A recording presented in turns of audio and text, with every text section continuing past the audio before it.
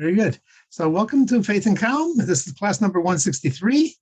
And we're going to talk about how to react when people blow your stack, make you blow your stack, something like that. That's the topic. I'm not going to stay on topic because I didn't come up with the title. So let's... I said I can't stay on topic because I didn't choose the topic. So Okay, the topic is how to react when another Jew blows your circuits, and it's a piece of Jewish wisdom that's well worth hearing. Very good. So good, and so I'm going to talk a little bit about the last week's parshas, Pinchas, which is a sort of a troubling parsha, a very unusual story.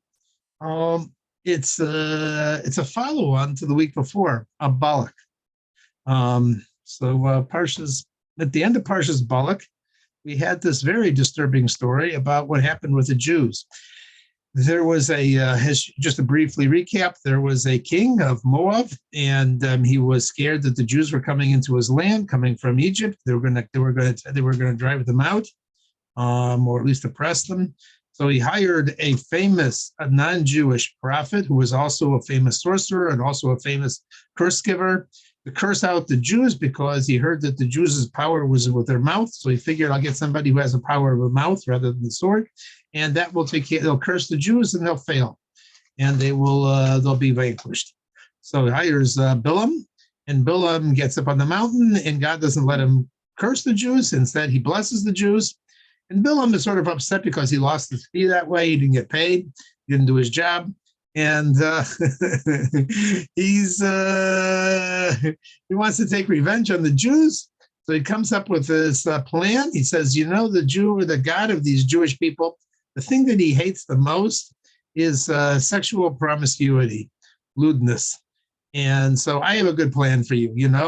You get your girls, I'll go get our Midianite girls. They'll all dress up fancy, and they'll cause the Jews to sin. And that's what happened. They had a whole plan and the scheme how to entice the Jewish men, and it was successful. And a plague broke out among the Jews, and people were dying. And Moses, to stop the plague, convened rapid promptu courts and sentenced anybody who was guilty to be punished. And many of these people came from the tribe of Shimon, and they all went to their leader, Zimri, and they said, we're in big trouble here, and we're guilty, and we're going to be punished, and you got to do something about it. So Zimri gets up, and he grabs a Midianite girl and goes to Moses and says, is this permissible for me or not? And he didn't wait for an answer. He took her into a tent, and in the public, before everybody, he had relations with her. Went into the tent. Everybody knew what they were doing. And Pinchas sees what's happening, and nobody's doing anything.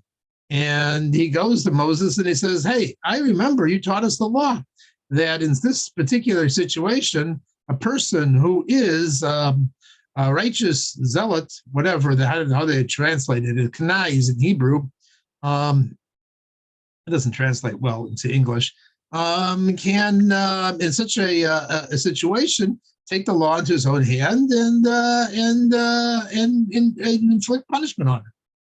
So he takes a spear, he goes into the tent, and he comes out with them both stuck together on the spear. And the plague stops. So what a story.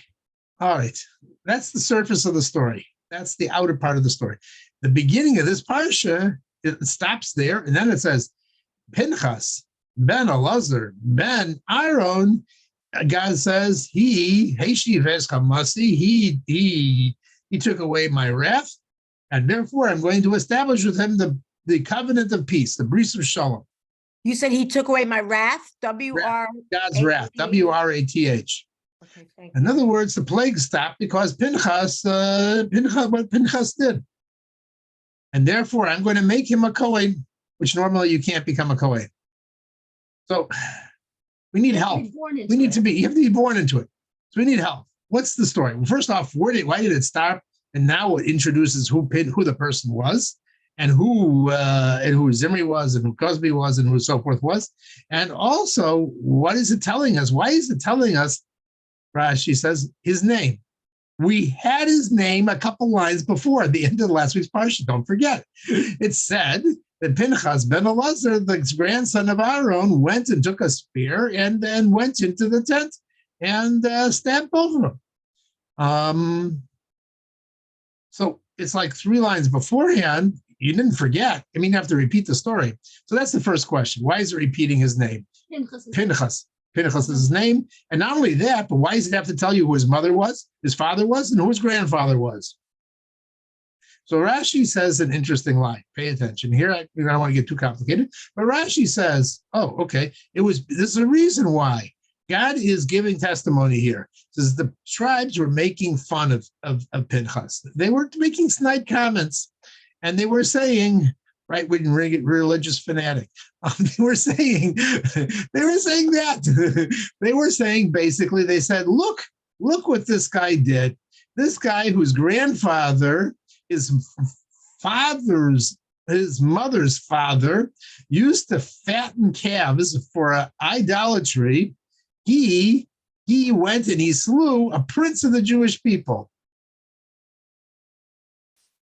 So that's Rashi's explanation. So therefore it says, yes, he had a grandfather, and yes, his grandfather happened to be Yisro, who was a non-Jew, a famous non-Jew. We had a parsha all about him. He was a great idolater, but he was the father-in-law of Moses, and how later on he became one of the very first converts to Judaism.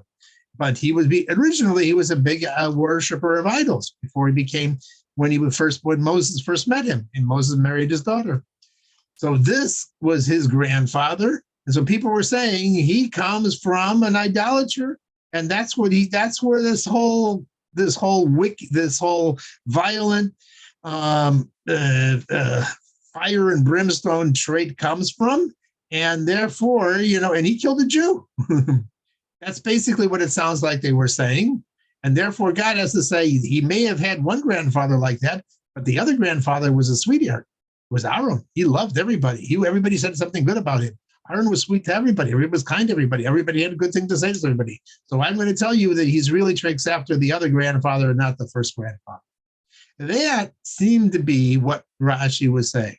Came along the Rebbe and said, we have a very interesting lesson here in life, and about this whole idea of taking things into your own hands. It doesn't make sense. If the Jewish people were making snide comments about Pinchas and thought that he had done something morally wrong, then you know what they shouldn't have said? They shouldn't have said, he had a grandfather, and his grandfather used to fatten cows for idolatry. I don't care what his grandfather did. What did he do? He's a murderer. That's the problem. He takes things into his own hands. He doesn't ask the judge. He doesn't do it legally. He goes and he stabs people, and this is the problem. The problem is he's a zealot. That's the problem. Say it outright. But that's not what it was happening there. They weren't saying that. That's what Rashi says. They didn't say that. They said, what did his grandfather do? And then, wait a second. If his grandfather was an idolater, then say that his grandfather was an idolater. Instead, they say it in this roundabout way, which they basically say, his grandfather used to fatten cows for idolatry. The point is that he was an idolater, and that he worshipped every single form of idolatry. And therefore, his grandson is like that too. That's the problem. So again, the comment is not making things clearer, it's making things muddy. See what the problem is. And then lastly, why is all the tribes complaining? Only the tribe of Shimon who was in trouble. So why were they all making nasty comments?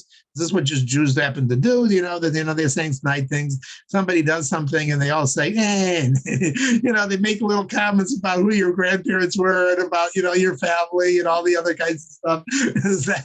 Is that what we learned from this whole thing? It's a little, okay. So those are the questions. Let's get to the answers. Or let's try and get to the answer, because the answer is going to make things, take this into another level, a more interesting level, about people and about traits and about who's good and who's bad, what appears to be good and what appears to be bad. This is an unusual law that Pinchas said. This law is usually you have to do everything legally. In fact, Pinchas, when he wanted to do something, he first went to the Beis Din. He went to the rabbis and he said, "What should I do?" And they told him, Moshe said, I can't tell you what to do, because in this law, in this situation, you have to decide on your own. You have to decide, you have to choose on your own. I can't give you an order to do this sort of thing. If you decide that this is what needs to be done, you have to do it. But I am forbidden from telling you what you have to do in this situation. But Pinchas did what he felt I have to do. Now, why is he allowed to do something that because he feels like what he is to do? Usually in Judaism, there's laws and there are rules and there are ways of evidence and there are processes. Well, it's a legal system. So in this situation, the Torah is telling us an interesting thing. There are things in life sometimes where nobody can advise you about. You have to go with your gut. You have to go with who you are. If you see certain things, you have to, and nobody is reacting around you, the Rebbe explained. That's a sign that maybe this is your mission. Maybe this is what you have to do in life. You see certain kinds of, everybody else is going along, nobody's saying anything, and somebody's suffering and somebody's hurting. And nobody makes a comment in the world and they just let this go on. The next person gets to the next person. Nobody's making a comment. And you feel and you see, you know what?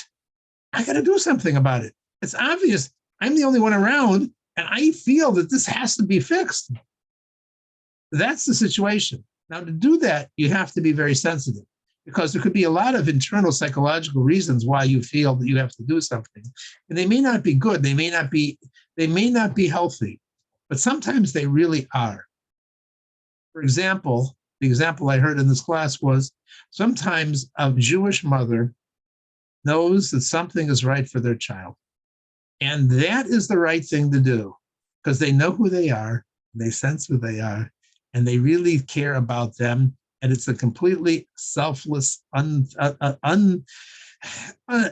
a completely egoless situation. And other people are giving smart advice, good advice, other kinds of things. But for this kid, they need this particular thing. Mother is trusted in the situation. She knows, because she gives herself over her whole life to that child. This was the situation with Pinchas, but that is very hard for other people to see. That is why they were not saying that he was a murderer. They knew that there was such a law, that, in such a situation where the Jewish people are going to be such a public demonstration and such a public breakdown of morality, you're supposed to do something. They knew that, so they didn't say anything. And besides, Moses was there, Aaron's son was there, Eliezer was there, all the Sanhedrin were there. Nobody said something bad to Pinchas for what he did. So they all knew that he did the right thing. But you know what they said?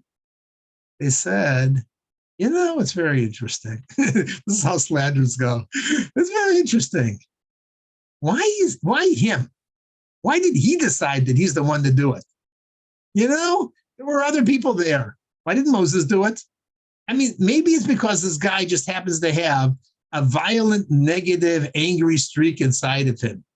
Yeah, he's covering it up, He just happens to be a kind of guy that happens to be that particular kind of, attack. And he found a good excuse, a good reason to do it. And, it's sometimes some people are like, who, become ultra religious, but they're really not religious in any way. They just happen to be OCD for birth. And they just love rules and laws and other kinds of stuff. And this is sometimes it seems like that's what the problem is, You guys, you're religious, you're doing all these mitzvahs, you're doing all this stuff because you just happen to be religious fanatics, but it's nothing about trying to do anything for God. It just happens to be that you happen to be just a certain kind of personality trait, and I'm not that way. And that it fits you. And it fits you because it's your upbringing. And that's what they were saying. That's the claim they were making. They weren't saying anything that Pinchas did wrong. They said he got this from somewhere, from birth, to be a kind of a person. In other words, where did they get it from birth? From his mother. Because we know in Jewish law that a Jewish mother is very close to the child, the son, and the father is very close to the daughter. And so therefore, he got it from his mother, and his mother got it from his father, and this father, her father. And who was his father? The father fattened cows for idolatry. Not that he was an idolater, that's a theological problem, but rather he was cruel. What does cruel mean? Fattening cows for idolatry. Because when you're fattening a cow, the cow thinks, you're being nice to it. You're giving me all this great food. And you don't care out of the cow. You just want a fat cow for the slaughter. So you really hate the cow. You are on the outside. You're outside. You look very nice and liberal and kind, and on the inside, you really are cruel. That's what this Pinchas is. He appears to be very righteous, but on the inside, he really just happens to be a guy with a cruel streak inside of him who likes to torture cows, torture people, torture whatever. That's the kind of person he is. That's what they were claiming. And if you want any sign of it, look who he killed. Look who he killed. He killed Zimri. Zimri was doing a nice thing. He was sacrificing himself. What was Zimri doing? Zimri knew that having relations with Cozbi, the prince of Midian, was a bad thing. And he risked his life to save his tribe. In other words, he was the good guy in the story. He went and he publicly knew that somebody could come along and kill him. He probably even knew the law, but he was willing to risk his life to save the 20,000 people in his tribe. So Zimri was the Jew, the proof that it was the right thing to do. So that's what they were saying. They said, right-wing religious fanatic versus nice liberal Jew, who was trying to help out other people. He felt that by killing him, then that would stop the plague. Like, what was his motive? Zimri? That he thought he was. Zimri thought that by showing that this was by this relationship, he was putting himself at line, but he was saying it was okay because, hey, he's trying to save his people. He may not have saved his people, but he was trying to save his tribe. But he was trying to save his tribe. By showing that, by doing that, he didn't volunteer to go with this girl. He didn't volunteer to be with this girl. He came after they came to him. So he was really, he was trying to, that was the story. So sometimes people look very, very good on, he looked very good. And everybody was saying, look at this, religious fanatic, zealot kind of guy, and somebody who's just trying to be very good and kind and sweet to everybody else. Can I just say that's something? The story. So Zimri was trying to show this is really not against the law. This is something we can do, just like Moshe took a non-Jewish wife. This is an okay thing that all the people in my tribe are doing because all the people in his tribe were doing it. And so he sort of wanted to prove a point. No, this is an okay thing to do. We shouldn't be dying from this. There shouldn't be a plague about this. And that is why it took God to come into the story. And God came into the story and said, don't judge a book by its cover. What looks like on the outside is really the kindness. The person who cares the most about the Jewish people and trying to save them from the plague is Pinchas. And Zimri is going to cause more and more and more suffering with his approach and his attitude and what he's doing. And therefore, the one who really is the man of peace is Pinchas. Because Pinchas, he was his grandson, he was Aaron's son, and Aaron was a man of peace. And so was Pinchas. His whole life was peace. He happened at one time, because he saw something happening, he took the spear. But that's the first time it ever says he took a spear, meaning he didn't normally have a spear in his hand. He went and he did this because he saw it's the time to act and something has to happen. And if you want a way of understanding this, there's a story in Sota. It says that one of the kings of the Jewish people in the time of the Second Temple, after the Maccabees, his name was Alexander Yanai. Now, Alexander Yanai was not one of the best kings. In fact, he was responsible for a lot of Sadukim. They were not. A lot of the rabbis died because of him. He was against the rabbis. He was in favor of the ones who were the Sadducees, the Sadukim. And when he was passing away, he told his wife, whose name was Shalom Tzion, who became the queen of Israel, who actually was one of the best leaders of Israel of all time. Her name was Shalom Tzion. He told her, he said the following. He says, I'm going to die soon. You're going to become the queen. I'm just going to give you a piece of advice. When I die, don't worry about my friends, those who are against the rabbis, the Zadukim, because they're my friends. They're not going to bother. They're not going to hurt you. And don't worry about the Perushim, the rabbis, because they're honest. They won't do anything that they're not allowed to do. They may not be my friends, but you can trust them. They won't be two-sided. The ones you have to worry about is the Tzevuim, the colored ones, the ones who pretend to do the acts of Zimri and want the reward of Pinchas, meaning that they pretend to be, I'm doing this politically good reasons, and I'm making this all look very nice, but they want the reward of Pinchas, who was actually the one who stood up and did the right thing to do. This is an important lesson in life, and in being able to and when we're acting and what we're doing and how judging other people. We always have to look and say, what's the outcome of this thing? What are they doing here? Is it look like on the outside like great window dressing, great PR, and really sounds like a great thing, what they're doing, and it's so nice and it's so kind and free money and and everybody should be equality and whatever it is that they're peddling today, and so forth. Sometimes it sounds very good, but you know what? The question is it really helping people build and become who they're supposed to be? Is it really helping people grow and where they have to grow? Is it really helping people? Is it really helping us? Is it really helping the other people? Is it really doing what needs to be done on a moral basis? Pinchas is an important lesson before you go into the land of Israel and you get all involved in the material world and everything else. That oftentimes, you have to sit and you have to chew your cud. You have to think about what the real story is about.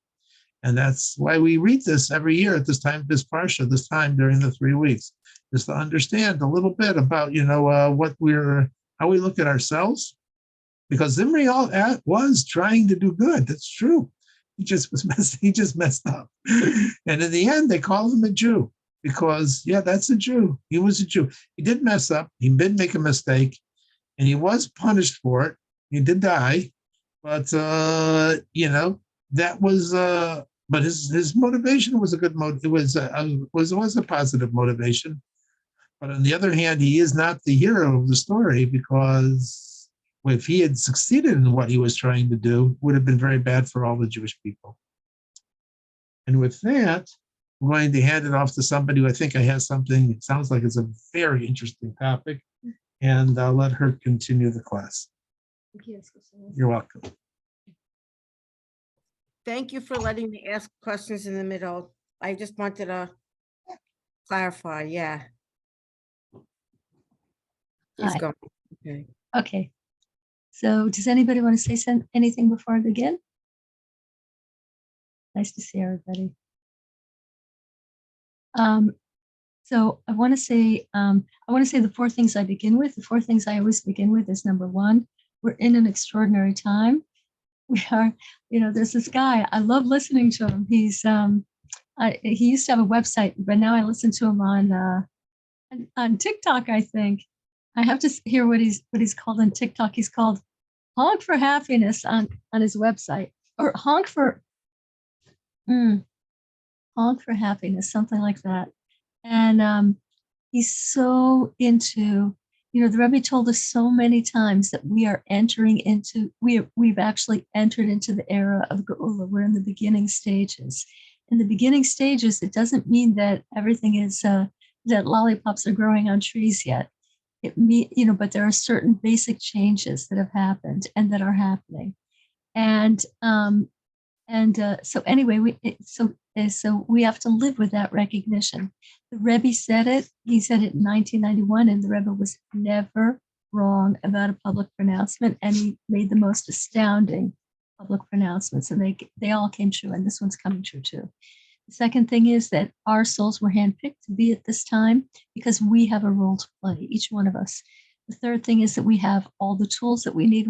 We have the Torah, which is our instruction book, and we have, in particular, the well, I'll go to the fourth point. We have the Torah that is our instruction book, and we also have the mitzvahs, which are our power tools. And finally, what we're doing tonight actively advances the cause of the redemption. So, so anyway, I want to go now to a very seemingly unredemption kind of topic, like it's one thing if somebody that you don't know, some or somebody that, it's one thing if a person that you don't know or don't care about does something bad to you. But if somebody that you know, a Jew, for example, that is in your family, or somebody that is somebody that you deal with a great deal, a friend, or somebody that you have some kind of relationship with, if they do something that blows your gaskets. So, we are in the Geula. So how do we react? What is the way to react to such a thing? How do you know that your gaskets have been blown? This is how I know. My emotions surge and I'm ready to scream. And I do scream. And that's how I know that somebody's blown my gaskets, because I'm shocked, I'm outraged, I'm shocked, I'm like, and my first reaction is like, the words just fly out of my mouth before I can control it. So that's not the Jewish way, and that's certainly not the Geula way. So how can we react differently? What is the way to react differently? And I want to say that, there's a whole world of Jewish knowledge that's not written in the Torah. There's, the Torah is Das Israel. It's the knowledge of Israel. But there's another branch of Jewish knowledge that's called Das Yehudis. It's called the wisdom of a Jewish woman, and it's not written in the Torah. And the only way that you can get a hold of Das Yehudis is by somebody who has an unbroken chain of tradition from centuries back. In other words, I come from a broken tradition. It wasn't broken so long, but it was broken long enough so that I didn't inherit Das Yehudis. When you become observant, you learn what to do. You learn the halachas. You learn insights. You learn deep meanings. But certain secrets of how to react in different situations that were part of Jewish homes for millennia are forgotten because they're not written down as halacha. They're just simply Jewish wisdom. So I heard a piece of Das Israel, Das Yehudis, many, many years ago. I'm going to give her credit. I heard it there's a woman who lives around the corner from me. Her name is Basi Wilhelm, and she comes from an unbroken tradition. Her parents were from, her grandparents, great-great-grandparents. And she was giving a class on parenting. And in her class on parenting, she said, let's take a scenario. The scenario is that you're incredible. You have a few kids, and including little kids, you have a few kids, and it's taken all your effort. You have to get out of the house. You have to get there with them somewhere, let's say a doctor's appointment or whatever. And you're already late. And you finally managed to corral them all together, and you're going to head out to the car. And then there's one kid that always makes trouble. Always just, I don't know what it is, but he spills milk all over, and you can't leave it for whatever reason it is. You can't just leave the mess. And I'm 20 minutes late and you did this again. And so what is your reaction? So she said, the first words out of your mouth must be this. You look at the kid and you say, you should be gebenched. It means you should be blessed. And why are those the first words out of your mouth? Because you're about to scream, you, whatever you're going to say, whatever bad thing you're going to say. But that's not what you mean, especially as a mother towards her kids. You love those kids. You don't want anything bad to happen to them. You don't want to give them a name that is not going to serve them for the rest of their life. So you say the truth. What is the truth? What does a mother feel towards her kids? You should be blessed. And but the only way you're going to be, and then after you've said something like that, you just say, you should be gebenched. And it flips you back to reality. Reality is, this is your kid. You love them. You don't want to give them labels. You don't want to yell at them in a derogatory way. You don't want them, and you really, so the first words are the truth. You go to a deeper level. But I'm telling you that the only way that you're able to do such a thing is if you practice. The only way, because like these people, that's what they grew up with. That's what they saw their mothers say. That's what they saw their grandparents say. So it's easier for them. But for us, if you have an irritating person in your life and they're Jewish, they're close to you in some way, you have to practice. We have to practice it. The first words out of our mouth are, you should be blessed. Sadie, God bless you. That's what you have to do, because that's the deeper truth. You have to say the deeper truth, not the silly comments that are coming, the silly infuriated comments that are rushing to your lips. So the only way to do it is if you practice.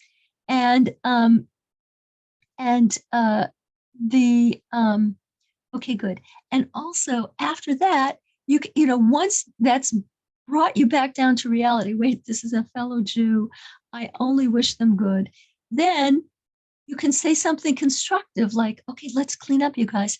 Don't worry about it. It was an accident, and you're getting better at this. You're getting much more careful about spilling, don't make them feel like a disaster, because as we all know, what parents say to kids really sticks. And it can be a problem for decades. If you got a label when you were a kid, it can be a problem for decades. So you don't want to give other people labels. So the next thing you say, instead of giving them a label, is even if it's an adult, you remind them, well, you're getting better at this. This is a passing thing. Don't worry about it. You're getting better at this. And the other thing is, when another Jew has blown your gaskets, the other thing is, the very, very, very, very, very, very important point is acceptance. You have to accept the other person where they are at. So Haskell Shimon once said a marvelous thing. Many, many years ago, we were in a situation where we had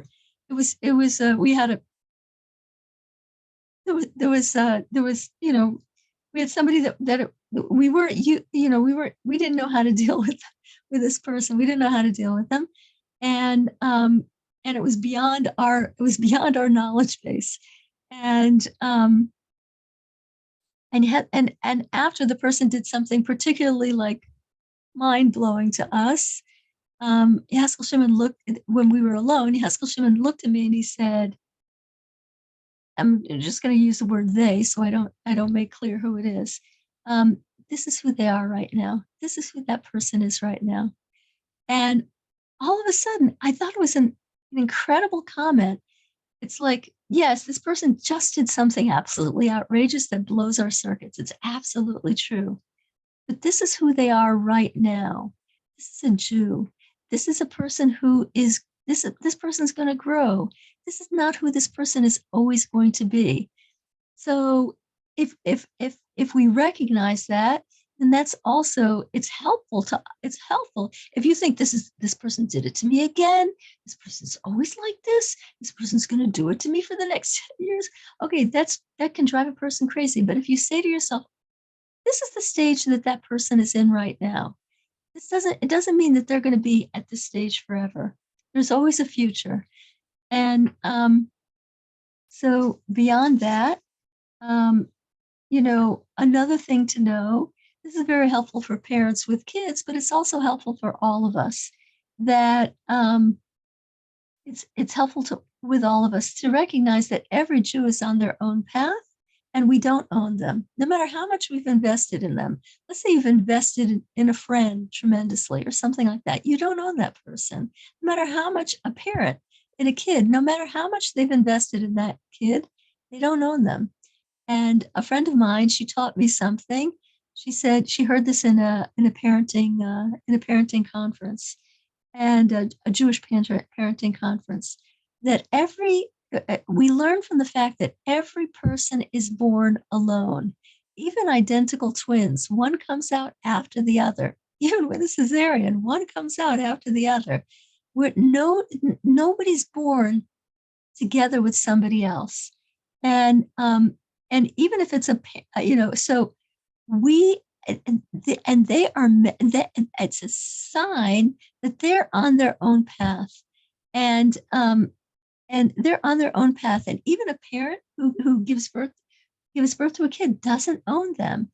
This kid is Hashem's kid, and they're on their own path, and Hashem is going to help them, and they're growing at their own rate. So whether it's a parent, a kid, a friend, we have to control our wild emotions when your gaskets are blown. You have to control your wild emotions with a rehearsed response.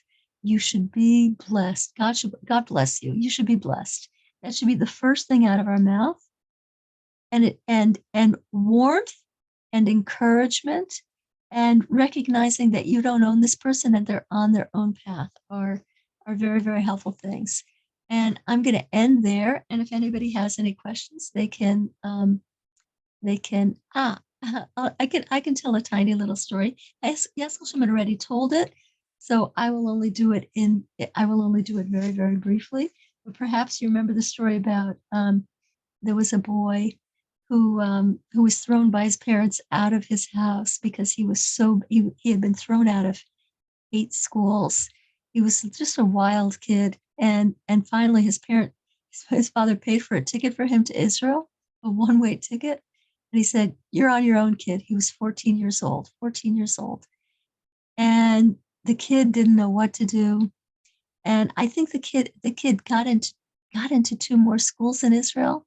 He got into one school, he was thrown out after 6 months. He got into another school, he was thrown out after 6 months. And he walked into this happened before then. I think this happened before he was thrown out of the 2 schools in Israel. But anyway, he wandered into a Hasidic school, a Hasidic shul. It was from the Hasidic sect called Slonim, a Slonim or shul. And when he was there, he was sitting in the shul. There was nobody there except one man who liked to daven all morning, a very, very, very sincere person. And the person looked at this kid. He's a 14-year-old kid.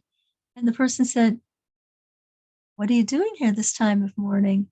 Aren't you supposed to be in yeshiva? What are you doing here?" And the kid explained, "I've already been thrown out of eight yeshivas, and my father threw me out of the house, and this is where I am." And the Slonimer Chassid said, we say in Ashrei every single day. Ashrei is something that some people say it 3 times a day, right? Shachris, Mincha, and Maariv. And I believe they say it in Maariv too. But anyway, they say it at least twice. I don't do Maariv, so I don't know. But anyway, so he said there's a line that David HaMelech put in there. And the line is, Lahodia Livnei Adam Gevurasav. you have to tell, so it's usually translated as we have to inform other people. We have to inform other people about Hashem's greatness. Lahodia, to inform, Livnei Adam, to people, Gevurasav, Hashem's greatness. Gevurasav means his greatness. And he said, there's a different meaning to it. Our job is Lahodia Livnei Adam Gevurasav, to tell every person their Gevura, their strengths. Our job is to tell every other person, every other Jew especially, remind them of their strengths, tell them their strengths. And the older Sloner Chassid said to this kid, listen, kid, never forget your strengths. Never forget that Hashem put you on this world, and don't be satisfied until you find your strengths. And the kid left. He remembered what the guy said, but that's when he got thrown out of two more yeshivas. And then he wanted to kill himself. And he was about to kill himself. He was about to throw himself off a high building in Israel. And all of a sudden he remembered what the Sloner Chassid said, young man, never forget to discover your own strengths. That's your job, to discover your own strengths. And he said, wait a minute, I don't know my own strengths. I know my failures, but I don't know my own strengths. Maybe before I kill myself, I should find out my own strengths. And he got himself together. He probably went back to school. He ended up back in New York. He went to Monsey. He got a good job. He had a good marriage. He had kids, and he was even a kidney donor. He was like a kind person. He gave, he was in a group, whatever. So anyway, You know this person? it's a story from Yossi Jacobson. So, and the kid told Yossi Jacobson this story directly. So he said, so our job is to inform other Jews of their own strengths. So even if somebody drives you insane, you have to remember, I have to practice this response. My response is, God bless you. That's my response. God bless you. And then remind them of their strengths. And that's our role. So I'm going to end there. And I'm not going to end there. I'm going to turn off the recording in case